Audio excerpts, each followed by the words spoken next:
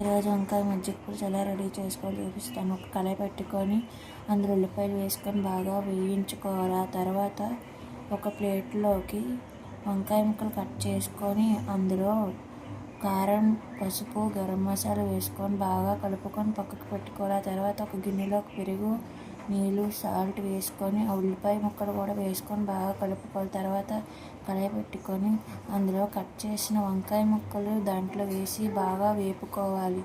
అది పచ్చి వాసన పోయే వరకు బాగా వేపుకోవాలి. ఆ వంకాయ ముక్కలు వేగిన తర్వాత ఒక గిన్నెలోకి తీసుకొని పక్కకు పెట్టుకోవాలి. మళ్ళీ వంకాయ ముక్కలు ఉన్నాయి కదా ఫ్రెండ్స్, ఆ వంకాయ ముక్కలు వేసుకొని బాగా వేపుకోవాలి. ఆ తర్వాత మజ్జిగ పులుసు చేసుకున్నాం కదా ఫ్రెండ్స్, అందులోకి వేసుకొని ఈ వంకాయ ముక్కలు అందులోకి వేసుకొని బాగా కలుపుకోవాలి. కొత్తవారు ఎవరైనా చూస్తున్నట్టయితే లైక్ చేయండి, షేర్ చేయండి, సబ్స్క్రైబ్ చేయండి. ఆ తర్వాత వంకాయలు బాగా వేపుకోవాలి, పక్కకు పెట్టుకోవాలి. ఆ తర్వాత మజ్జిగ పులుసు చేసుకున్నాం కదా ఫ్రెండ్స్, ఆ ముక్కలు తీసుకొని ఆ మజ్జిగ పులుసులో వేసి బాగా కలుపుకోవాలి. మీరు ఎలా చేస్తారో వంకాయ మజ్జిగ పులుసు నాకు కామెంట్ చేయండి. Thank you so much. Bye bye.